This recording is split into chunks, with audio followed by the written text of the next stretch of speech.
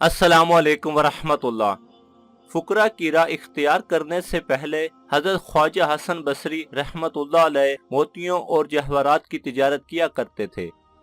एक दफा जहवारात लेकर हरकुल बादशाह रूम के पास गए और वजीर से मिले और कहा कि मैं सौदागर हूँ और जहवारात के सिलसिले में बादशाह से मिलने का ख्वाहिशमंद हूँ।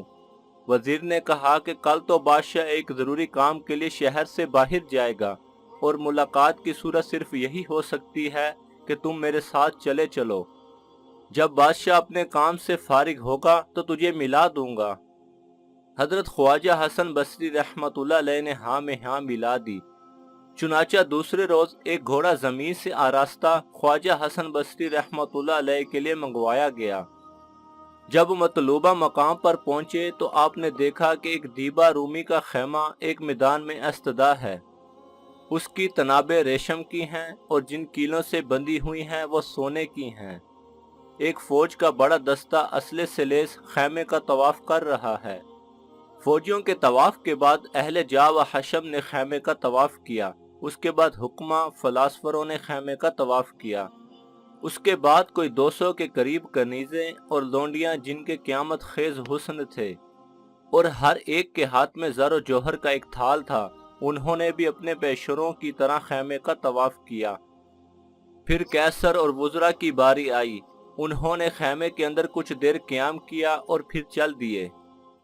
ये सारी कैफियत देखकर ख्वाजा हसन बसरी रहमतुल्लाह अलैह हैरान रह गए और वजीर जो उनके हम रकाब था उससे पूछा, ये मुख्तलिफ होना के लोगों का तवाफ और ये शान व शौकत वाला खेमा, ये सब कुछ क्या है और खेमों के अंदर कौन है जिसको ये एजाज व मुरतब दिए जा रहे हैं। वजीर अर्ज गुजार हुआ, कैसर रोम का बेटा जो कि साहिब जमाल भी था और साहिब इल्म भी था।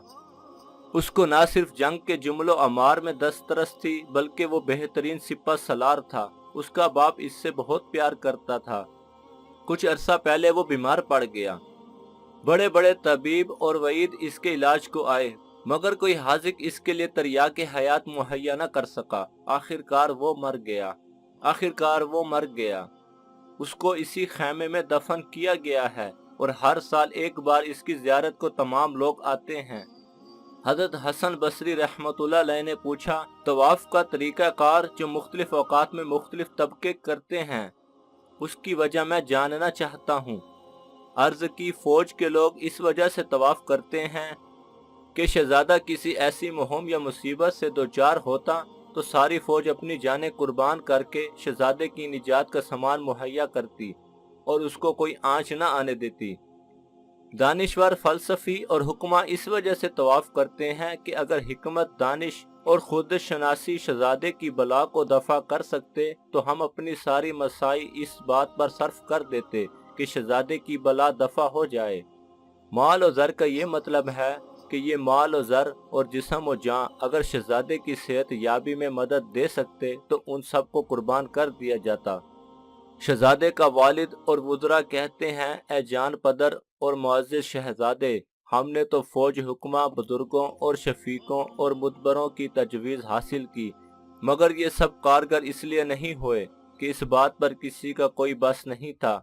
मौत के आगे सब बेबस हैं। ख्वाजा हसन बसरी रहमतुल्लाह अलैह ने जब ये बातें सुनी और सारी सूरत हाल देखी, उस दिन से अपने आप को मुजाहिदात इबादत में इस कदर मसरूफ़ किया कि 70 बरस की उम्र में भी बेवुज़ू न रहे।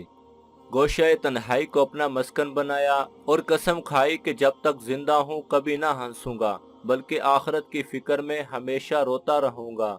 और यूं आप रहमतुल्लाह अलैह ने औलिया में वो मकाम पाया जिस पर आज भी उन्हें याद किया जाता है। Did